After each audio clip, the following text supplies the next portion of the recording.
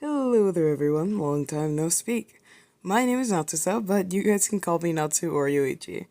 As you might have noticed, I'm a small art content creator who primarily posts short form content. However, I am wanting to move more away from that and focus more on long formatted videos like this one. In any case, as you may have guessed from the title of this video, I'm a disabled artist, and today I'll be talking about what that's like for me. Now, to be completely frank, I have quite the plethora of disabilities, but for this section, I'll be talking about neurodivergency. I have medically recognized AUDHD or autism and ADHD. For those who don't know, medical recognition is when someone is acknowledged to have a particular disorder, disability, etc., but for whatever reason is unable to get an official diagnosis. To get right into things, having AUDHD makes doing art for me pretty hard sometimes. My autism causes me to struggle heavily with autonomy, which can be devastating for commissions. And partner with this is procrastination caused by my ADHD, and, well, that's a killer combination in the world of making money. My AUDHD can be helpful, though. When doing art I'm passionate about, like fan art. As some of you may have noticed from my short form content, I do a lot of fan art for the anime and manga series Blue Lock by Muneyuki Kaneshiro. When I hyperfixate on things, especially my special interest, I can make art of that thing in a flash.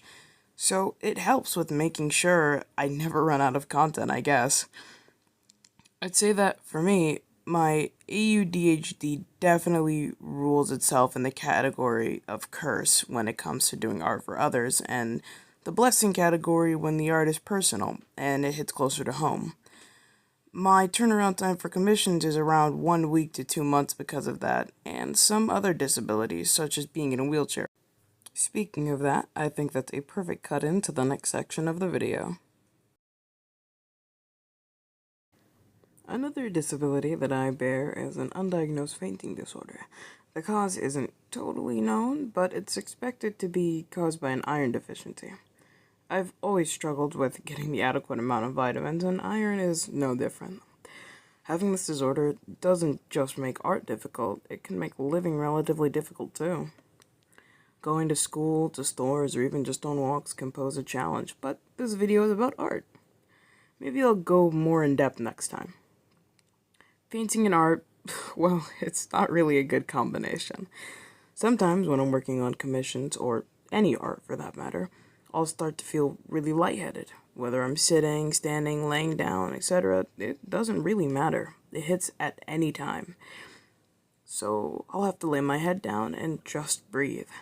It's kind of scary, to be honest. Imagine you're in a cave, and every other step you've got to stop and stay completely still so the cave doesn't, collapse on you. That's what it's like. And because of this, I use a handy dandy wheelchair. They sure as hell aren't cheap though, and replacing them is a huge pain in the ass. Fainting so much can land me in the hospital a lot too, especially when injuries occur. So, comms can take even longer because of that. And on top of that, because it can happen at any time, and it happens so often, a lot of the times I find myself completely unable to work on pieces some days, and other days I can only work on it for a couple of hours, or maybe even an hour or two, if that. That's why I've kind of grown accustomed to limiting myself to working on art only on the weekend. At least, well, for art that's commission based, because those kind of art pieces put a lot of stress on me, and too much stress, well, it can definitely work to quicken the impending fainting. This is a bit off topic, outside of the whole, you know, disability conversation we're having, but I did want to take a moment to stop and thank all of you, actually. We're still very small, a very small community, a very small channel, however, we're growing. And every single one of you who has ever taken the time to watch any of my videos, to like, to comment, or to subscribe, I just want you to know that it means the absolute world to me. And I'm really hoping to one day take this channel somewhere far, with all of you by my side. I have always wanted to become a content creator, and I never thought I had the time, the ability, or anything really to talk about. I didn't think I was interesting enough to pursue something like this.